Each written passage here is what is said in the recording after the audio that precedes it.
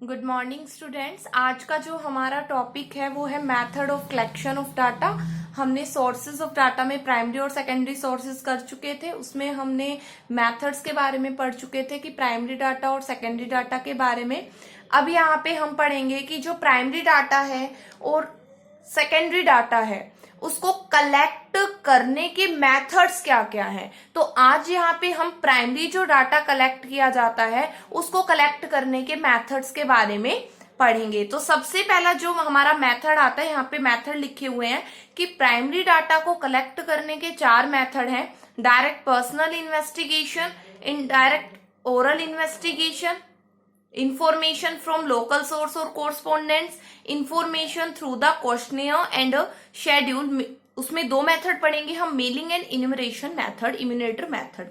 ठीक है, तो सबसे पहला जो हमारा मेथड है वो है डायरेक्ट पर्सनल इन्वेस्टिगेशन। कि डायरेक्ट पर्सनल इन्वेस्टिगेशन होता क्या है। तो डायरेक्ट पर्सनल इन्वेस्टिगेशन मेथड जो है ये फर्स्ट मेथड है हमारा प्राइमरी डाटा कलेक्ट करने का।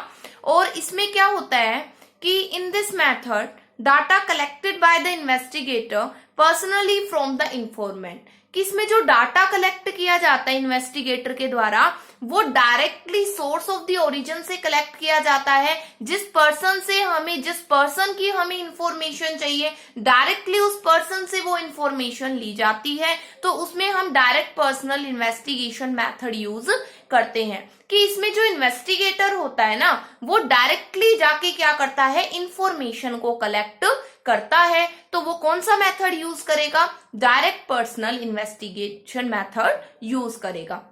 इन्वेस्टिगेटर कौन होता है, जो इन्वेस्टिगेशन करता है, जो छानबीन करता है, जो खोज करता है किसी चीज की, जो इंफॉर्मेशन का पता लगाता है, वो इन्वेस्टिगेटर होता है। और आपका इंफॉर्मेंट कौन होता है, जो इंफॉर्मेशन प्रोवाइड कराता है। लाइक मान लीजिए मैं आपसे कोई इंफॉर्मेशन ले रही हूं, आपके रिगार्डिंग कोई इंफॉर्मेशन ले रही हूं, तो मैं तो इन्वेस्टिगेटर हो गई और आप क्या हो गए, इंफॉर्मेंट हो गए।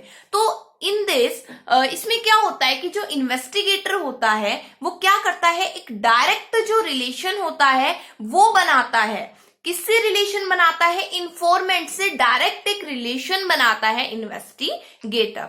आपको इस एग्जांपल के थ्रू समझ में आएगा। मान लीजिए मैं एक फैक्ट्री में गई और मुझे वर्कर की इकोनॉमिक कंडीशन के बारे में जानना है। तो वर्कर की इकोनॉमिक कंडीशन के बारे में जानने के लिए मैंने क्या किया, इंडिविजुअली वर्कर से डाटा कलेक्ट किया। मैंने उनके मैनेजर से नहीं पूछा कि आपके वर्कर की इकोनॉमिक कंडीशन क्या है। It means that economic condition में क्या कि आपका जो वर्कर है, जो काम कर रहे हैं कर्मचारी, उनको आप क्या पे स्केल दे रहे हो, उसके बारे में मैंने एम्प्लॉयर से नहीं पूछा, मैंने मैनेजर से नहीं पूछा, मैंने डायरेक्टली वर्कर से पूछा कि आप इस फैक्ट्री में काम कर रहे हो तो आप कितने घंटे काम करते हो, किस हिसाब से आपको यहाँ पे वेजेस दिया जा रहा है, किस रेट से दिया जा रहा है, वर्किंग कंडीशन कैसी प्रोवाइड करवाई जा रही है, आपको मील मतलब कि आपको खाना मिलता है या नहीं मिलता है। ठीक है, ये सारी इंफॉर्मेशन जो थी वो मैंने कहां से प्राप्त की, मैंने वर्कर से प्राप्त की। मतलब कि आई एम इन्वेस्टिगेटर, राइट। तो मैं डायरेक्टली क्या कर रही हूँ, इंफॉर्मेशन गेट कर रही हूँ। कहां से इंफॉर्मेशन गेट कर रही हूँ, मैं डायरेक्टली वर्कर से कर रही हूँ। तो उस टाइम पे वर्कर तो इंफॉर्मेंट हो गए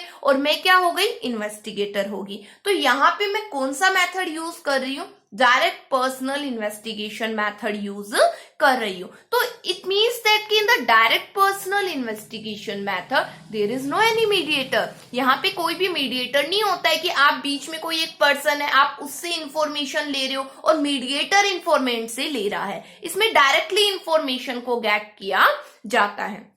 अब इसके बाद बात आएगी कि जो आपका डायरेक्ट पर्सनल इन्वेस्टिगेशन मेथड है इसमें क्या सुइटेबिलिटी रहती है, मतलब कि कहां पे हमें डायरेक्ट पर्सन इन्वेस्टिगेशन मेथड का यूज करना चाहिए। सुइटेबिलिटी मतलब ये होता है कि कहां पे मैं डायरेक्ट पर्सन इन्वेस्टिगेशन लगाऊं, कहां पे मैं इनडायरेक्ट वाला लगाऊं, कौन कौन से मेथड किस किस वे में यूज करने हैं, कहां पे कौन सा सुइटेबल होता है, वो सुइटेबिलिटी पे बेस्ड होता है। तो सबसे पहला तो लिमिटेड एरिया, जहां पे कवरेज जो हो, एरिया ऑफ कवरेज की जहां से हमें डाटा चाहिए वो एरिया क्या हो, field of the study small हो, लिमिटेड हो। क्योंकि अगर मैं बात करूं पूरे इंडिया में डाटा कलेक्ट करो जितने भी वर्कर काम कर रहे हैं, तो वो डायरेक्ट पर्सनल इन्वेस्टिगेशन के थ्रू पॉसिबल नहीं है। ठीक है, क्योंकि उसमें फिर हमें रैंडमली कलेक्ट करना पड़ेगा, राइट, कि हम डायरेक्टली हर एक वर्कर से नहीं कर पाएंगे। तो लिमिटेड एरिया में डायरेक्ट पर्सन इन्वेस्टिगेशन सुटेबल होता है। ओरिजिनलिटी ऑफ डाटा, बिल्कुल अगर मुझे ओरिजिनलिटी चाहिए डाटा में, मुझे बिल्कुल एक ओरिजिनल नेचर का चाहिए कि जो सोर्स ऑफ ओरिजिन से कलेक्ट किया हो, तो डायरेक्ट पर्सन इन्वेस्टिगेशन यूज करूंगी।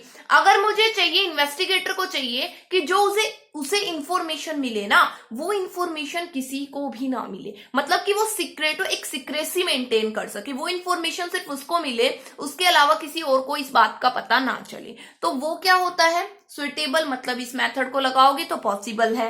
एक्यूरेसी ऑफ डाटा, बिल्कुल एक्यूरेसी रहती है इस डाटा में, बिल्कुल एक्यूरेसी मतलब कि एक्यूरेट रहता है डाटा यहाँ पे, क्योंकि आप इन्वेस्टिगेटर डायरेक्टली खुद डाटा को कलेक्ट करता है और आपको एक्यूरेसी चाहिए कि डाटा एकदम एक्यूरेट हो, तो इस मेथड का आप यूज करके डाटा को कलेक्ट कर सकते हो।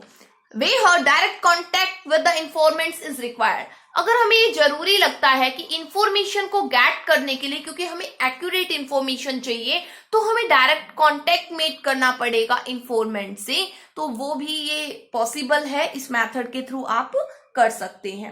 फिर उसके बाद बात आती है कि मेरिट्स और डिमेरिट्स हर चीज की होती हैं, हर मेथड की होती है, हम कुछ भी पढ़ ले तो इसके मेरिट्स क्या हैं। तो इसके मेरिट्स में क्या आ जाता है, सबसे पहले ओरिजिनलिटी। ओरिजिनलिटी का मतलब यहाँ पे ये है कि data have a high degree of originality because in this data collected from the source of origin. It means that कि जो डाटा कलेक्ट किया जाता है वो सोर्स ऑफ ओरिजिन से कलेक्ट किया जाता है, तो डाटा जो होगा यहाँ पे वो ओरिजिनल नेचर का होगा। कैसा होगा, ओरिजिनल नेचर का होगा, एकदम ओरिजिनल फॉर्म में होगा।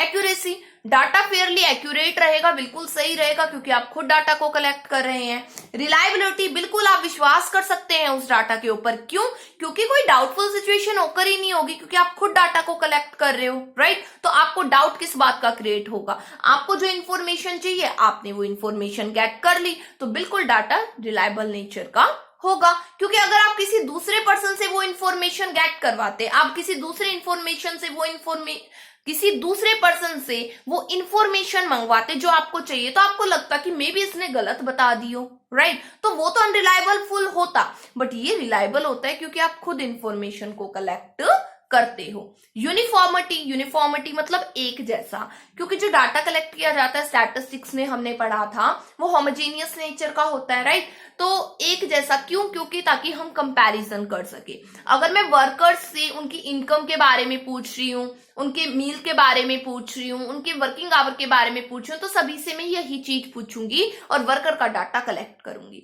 तो दो फैक्ट्री का डाटा कलेक्ट किया तो मैं कंपैरिजन भी कर सकती हूँ कि इस फैक्ट्री में वर्कर्स को कितना पे स्केल दिया जा रहा है, दूसरी बी फैक्ट्री में कितना दिया जा रहा है। तो जो डाटा होता है वो यूनिफॉर्म नेचर का होता है क्योंकि इन्वेस्टिगेटर खुद डाटा को कलेक्ट करता है। उसके बाद इलास्टिक, इलास्टिक का मतलब होता है बेटा चेंजमेंट, कि हम किसी चीज को चेंज कर सके, लाइक ए फ्लेक्सिबल नेचर, ठीक है। तो इन्वेस्टिगेटर जो है खुद डाटा कलेक्ट करता है, तो according to situation he can make the adjustment in that data, ठीक है। अकॉर्डिंग टू द सिचुएशन वो डाटा में क्या कर सकता है, चेंजमेंट कर सकता है, उसको जिस टाइप से डाटा को चाहिए, मतलब कि गेट करना चाहता है उस टाइप से वो कर सकता है। तो इलास्टिक नेचर का होता है, चेंज भी कर सकता है।